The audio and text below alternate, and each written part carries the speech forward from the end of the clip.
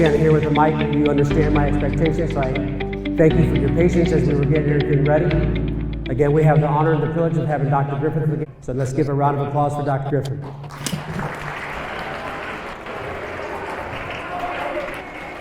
Good morning, everybody. So I know it's been a while since we hung out, but I want to remind us about this opportunity that we have to think deeply and reflect on who we are, why we're here at Shawnee, particularly 8th grade. And before we begin our particular topic today, I want to challenge us to think about this question. We're a few weeks into the semester, and this is your last opportunity to be in middle school. These last few weeks will be your last opportunity to be at the top of the food chain as 8th graders as you prepare to transition into high school. So the question that I want to ask us is, how are we making the last few months of our time in middle school the best few months so far? What are we doing to maximize being leaders at Shawnee?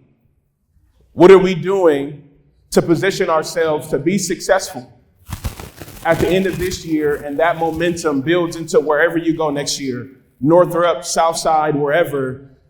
If we're still 8th graders with 6th grade mindsets, we're not setting ourselves up for success. So my role is very simple. For the next 20, 25 minutes, I'm going to give you some things that I hope that you can consider. I'm going to give you some things that I hope are worthwhile for you. All I'm asking for is your undivided attention. All I'm asking for is your undivided attention. I should be on me. They're fine over there. I promise you. They're good. All I'm asking for is your undivided attention. So just a reminder, why are we here? We're here because Mr. T has a vision. He has a goal in mind around making sure that he's positioning every student here at Shawnee Middle School to be the best version of themselves. He wants to make sure that each of you has the opportunity, when you come through these doors, you are maximizing your level of productivity. That is the decisions that we make, the interactions that we have with each other, with our adults, the work that we submit, what we do on whatever extracurriculars we're part of. Mr. T, his vision is to pour into you so you all can be better. That's why we're here. We started our conversation a couple of months ago around student leadership. And student leadership really is about you all maximizing the opportunity to influence each other to make great decisions. It's about helping your peers make good choices. Now, can we always control what our peers do? No. But we can encourage them to make the right decisions. So far, we've talked about leadership. And I got it. Whenever it pulls up, it pulls up. So far, we've talked about leadership. We've talked about accountability, and we've talked about maturity. Leadership is the ability to influence others. Accountability is this idea of, if I mess up, I own it. And maturity is understanding where you are in your development and making the proper choices. So let's talk about that for a second. Maturity. What are some examples of being a mature 8th grader? What are some examples of being a mature 8th grader? Think about how you were as a 6th grader and think about where you should be now as an 8th grader. What are some examples of a mature 8th grader? Raise your hand. I'll point you out.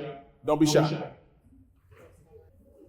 Okay, let's ask it a different way. When we think about typical examples of 6th grade behavior, when you think 6th grade, be kind, be polite. What are 6th grade behavior examples? They may struggle with what?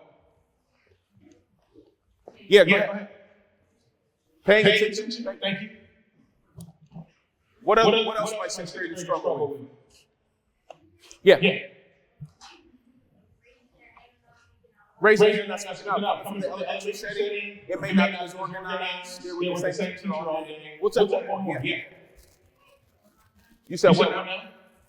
Turning your work in on time. Perfect. Those are 3 great examples of 6th graders who struggle. Fellas, I need your attention, please. Thank you. So when we jump to 8th grade, what are some things we should have under control and mastered by now? What else?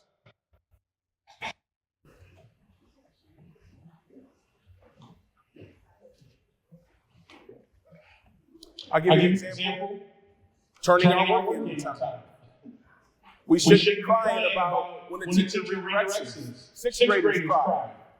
Sixth graders get a little emotional. We should be beyond that stage of crying about every little thing. So the mature element is something that's very important for us, particularly as we talk about our time together today. Today we're going to talk about character.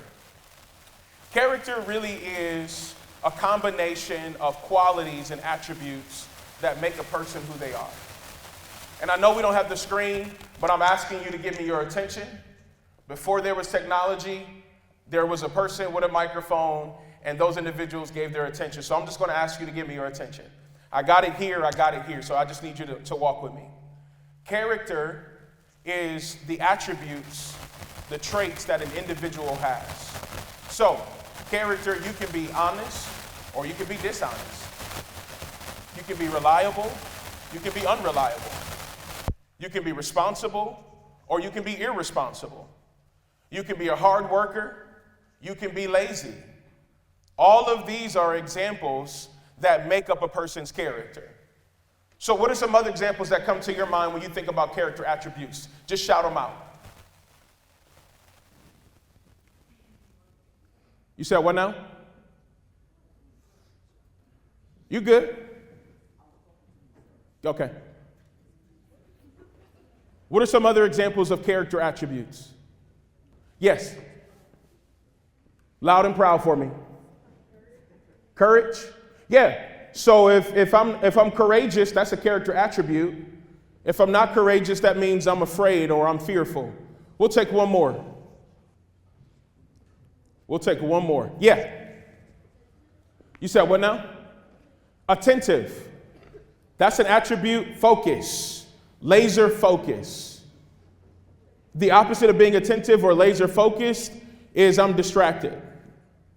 So I'm going to go through three things today that are character attributes that I believe align with what we're going to call brave character. Your mascot is Shawnee Brave. We're going to talk about brave character. There are three we're going to get through today. Those three are being honest, being humble, and being helpful. And then when we go through those three, after we go through those three, I'm going to open up the floor for you all to ask me questions, and I'm going to challenge you to think about which of these three attributes can you focus on as you strive to develop your character. So the first one, we said honest. We're going to go into humility, and then we're going to go into this idea of being helpful. We've talked about honesty before. Honesty has two different layers or tiers. Honesty, first and foremost, is saying what is true. Let's be honest, show of hands, how difficult is it for us sometimes to tell the truth all the time? Be honest. So some of y'all lying right now. What's the reason why we struggle telling the truth? Be honest. Yeah, go ahead. You may hurt someone you love. So it's not that I don't want to be honest. It's just that I care about your feelings, that sometimes I just consider not telling the truth to you. Give me another example. Yes. Might be embarrassed. So you've made a poor decision, and if you're honest, it may come with some embarrassment. We'll take two more. Go ahead. The consequences. Very good. So if I've made a poor decision and I'm honest about what I've done, I have to deal with the consequences. So if I tell the truth, if I am honest, if I express honesty, sometimes honesty can mean I may get a phone call home. I may have to sit out a game. I may have to take an F on an assignment because I cheated, whatever. So there's honesty in what we say, and then there's honesty in what we do. What's an example of being honest in what we do? Sometimes honesty, that's harder because if I'm in a room and nobody's around and I have the opportunity to be dishonest, that means I have to work harder at doing what is honest. So give me an example of being honest, doing what is honest, not necessarily saying what is honest. Someone give me an example. Doing what is honest. Yes. So we already talked about talking about telling the truth. We're talking about being honest, doing what is honest. So there's what we say and then there's what we do. How can we, go ahead. Not cheating. So if the teacher's back is turned and you have the opportunity to peek at a neighbor's work, honesty is, I may not have studied on this test, I may not be prepared for this test, but I'm not going to look at my neighbor's paper or whatever they're doing. That's a perfect example. What about an example around money? Somebody give me an example about being honest, not telling the truth, but being truthful, being honest with money. Somebody give me an example with that. Yeah. You said what now? You said what now? Making the payment? Making it on time? What about if somebody dropped $20 in the hallway? Man. Sound like we got a lot of folks in here that got to work on honesty. So I appreciate the honest response there. Let me get your attention, please. Thank you. I appreciate the honest response. Some of y'all, as soon as I said it, look, if I find $20 on the floor, Dr. Griffin, I don't know if I can turn that into the office. But the honest thing, despite how beneficial it may feel for you, is always turning it in. So honesty is not just what we say, it's what we do because it's the right thing to do. Second, we have humility. Humility is this idea of being able to handle good things when they happen to you. Let me get your attention, please. Being able to handle good things when they happen to you. There are really two examples that I want to give. Humility avoids bragging. Humility avoids showing off. So when you get the A on the test and the other individual doesn't do as well as you, humility doesn't rub it in their face. When you get the starting position in whatever extracurricular you're a part of, humility is not, I'm starting and you're not. Humility is, I earned it. How can I help you do better? How many of us know individuals that it's just like they always want to brag or show off? Yeah, I know some of those people too. But don't become the person that annoys you. Don't become the person that if you don't like them bragging or showing off, don't become that person. So we have honesty, we have humility, and then the last one is this idea of being helpful. Being helpful is more than just providing assistance. Brave character, I believe being helpful is about being helpful even if it comes at a sacrifice. Let me just turn this mic off. Being helpful sometimes comes at the idea of it costing you something. It's going to be a sacrifice. It may cost you time. It may cost you energy. It may cost you resources. But that's what being helpful is. Sometimes being helpful is not always convenient. Sometimes being helpful is not always comfortable. Sometimes helpful means that it costs you something. So when you think about a kid walking down the hallway and they drop their books and you got 20 seconds to get to class because you've been hanging out with your friends and this one person is struggling picking up all their belongings, and if you leave them, man, it's going to take them a while. Papers everywhere, books everywhere. You have a decision to make. Do I help them because it's the right thing to do? Do I assist them? Because here's the thing, all of us at one point in time or another, we will need help. None of us are above help. None of us have made it where we are without help.